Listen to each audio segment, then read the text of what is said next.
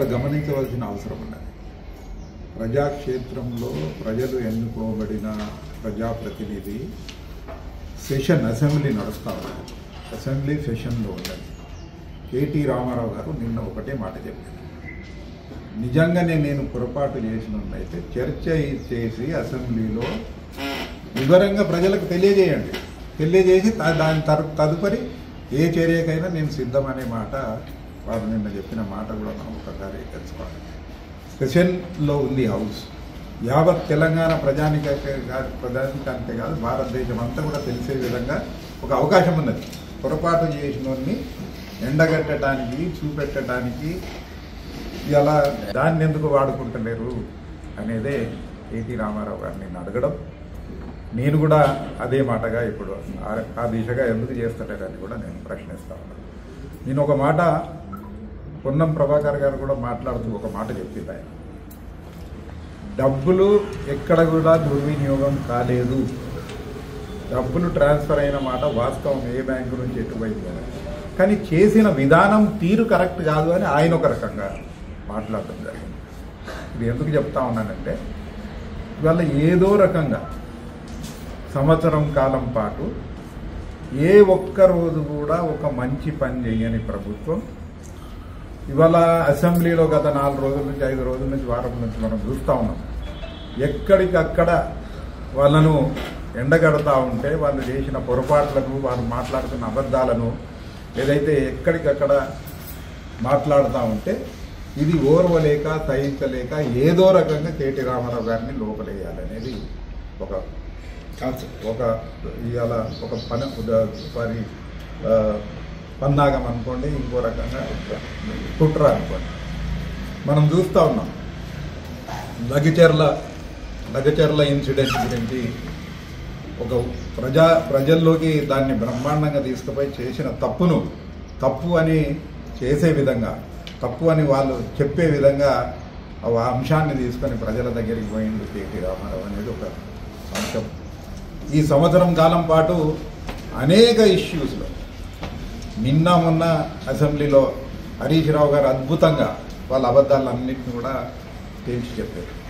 మన ప్రభుత్వం తీసుకున్న అప్పులేన్ని, వీళ్ళు వచ్చిన ఈ సంవత్సరం కాలంలో 10 సంవత్సరాలల్లా టీఆర్ఎస్ ప్రభుత్వం కేవలం 4,17,000 కోట్లు మాత్రమే చేసిందని వారు చెప్పడం, ఇవన్నీ వాళ్ళకు జీర్ణించుకోలేక, తట్టుకోలేక ఒక కేసు పెట్టాలని ఒక ఆలోచన.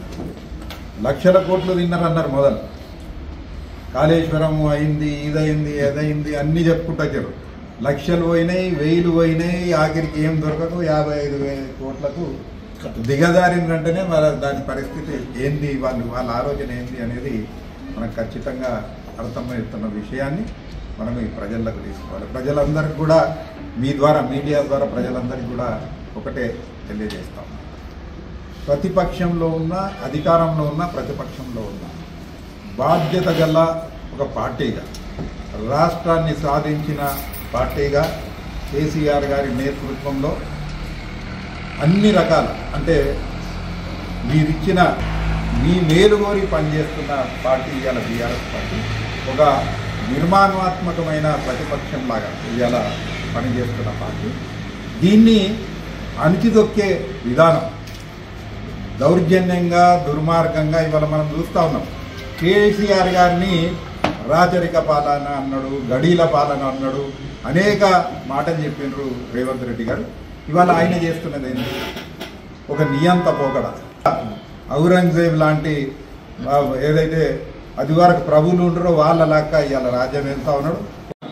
ముసలోని హిట్టర్ లాగా మాట్లాడిన వాళ్ళల్లా జైలుకి. మొన్న నేను ఒక టీవీ ఇంటర్వ్యూ చూస్తా ఉన్నా నేషనల్ లెవెల్లో.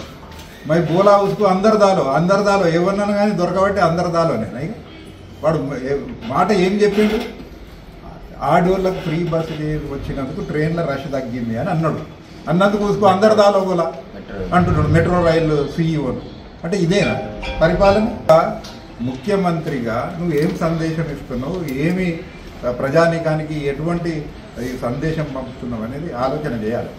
ఖచ్చితంగా వాళ్ళు అనుకున్న విధానానికి ఎదురు నిలబడి ఎవ్వరు మాట్లాడినా అది లోపలేయాలి. మనం చూస్తూ ఉన్నాం ప్రతి చోట ఇప్పుడు నరేందర్ రెడ్డి గారు 20 ఎన్ని రోజులు పోయింది, 37 రోజులు ఆయన లోపటేసారు లగచర్ల విషయంలో. ఇంకా అనేక మంది రైతుల లోపలేసారు. దూరం పోకుండా మన సిరిసిల్లనే జరుగుతూ ఉన్నది. ఇలా మనం చూస్తూ ఉన్నాం.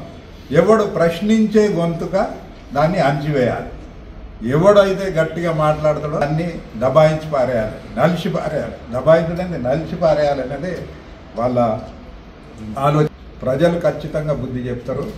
కేటీ రామారావు గారిని వాళ్ళు ఒకటే మాట చెప్తా ఉన్నారు, అన్ని దేనికైనా భయపడేది లేదు. ఎందుకంటే తప్పు చేసినోడు భయపడాలి, తప్పు చేయనోడు ఎందుకు భయపడతాడు? వాస్తవంగా ఇవాళ పెద్దలందరూ చెప్పినట్టు ఇవాళ కాలుష్య నివారణ కోసం, పర్యావరణం పరిరక్షణ కోసం దేశవ్యాప్తంగా ప్రపంచవ్యాప్తంగా క్లైమేట్ చేంజ్ గురించి అనేక చర్చలు జరుగుతూ ఉన్నాయి. దాంట్లో భాగంగానే ఇవాళ ఈ ఫార్ములా ఎలక్ట్రిక్ కార్లను ఇక్కడికి తీసుకొచ్చినట్టయితే ఇప్పుడు కేవలం 3 పెద్ద సిటీస్లో న్యూయార్క్, లండన్, బీజింగ్ లాంటి సిటీ అనేక దేశాలు పోటీ పడుతున్నాయి దీన్ని తీసుకుపోవాలని. దీని ద్వారా ప్రజలకు అవగాహన కల్పించడమే కాకుండా ఉద్యోగ అవకాశాలు, ఇండస్ట్రీ పెరిగే అవకాశం.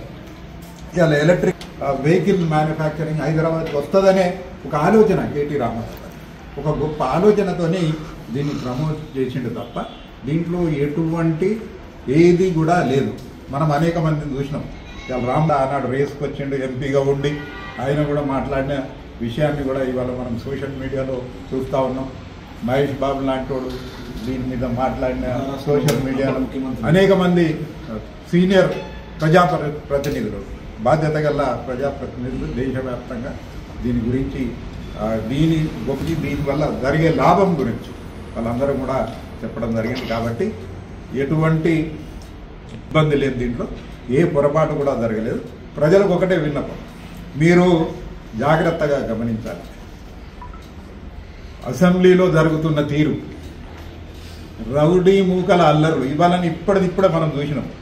ఏ రకమైన శాసనసభ్యులన్నటోడు శాసనసభ్యుడిగా కాకుండా దిగజారి ఒక వీధి రౌడీలాగా అసెంబ్లీలో on the floor of the house ఏ రకంగా బిహేవియర్ ఉన్నది వాళ్ళది.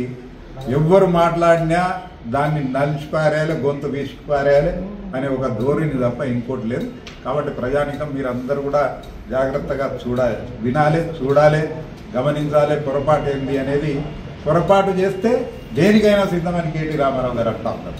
కాబట్టి ఎక్కడ కూడా 10 సంవత్సరాలు రాష్ట్రాన్ని అద్భుతంగా పాలించి తెలంగాణ రాష్ట్రం భారతదేశంలోనే ఒక అగ్రగామి రాష్ట్రంగా కేసీఆర్ గారి నేతృత్వంలో కేటీ రామారావు గారు అనేక ఆలోచనలు, ఇప్పుడే ఆగయ్య గారు చెప్పారు, ఆయన ఇంటలెక్చువల్ థాట్ ప్రాసెస్ ఏదైతే బాగుంటుంది అనేది ఆలోచనతోనే ఆయన అనేక కార్యక్రమాలు రాష్ట్ర అభివృద్ధికి మన మానవాళి దాని ప్రయోజనాల కోసం, వాళ్ళ స్వప్రయోజనాల కోసం కార్యక్రమం ఉన్నారు. కేవలం ఒక బాధ్యత గల శాసనసభ్యునిగా ఆయన చేయడం జరిగింది. దీంట్లో ఎటువంటి నిస్సందేహంగా మనం అందరం కూడా చెప్పచ్చు, ఇలా ఏ కోశాన కూడా ఎక్కడ కూడా ఇది ఎటువంటి తప్పు జరగలేదు అనేది మనం తెలుస్తూ ఉన్నది.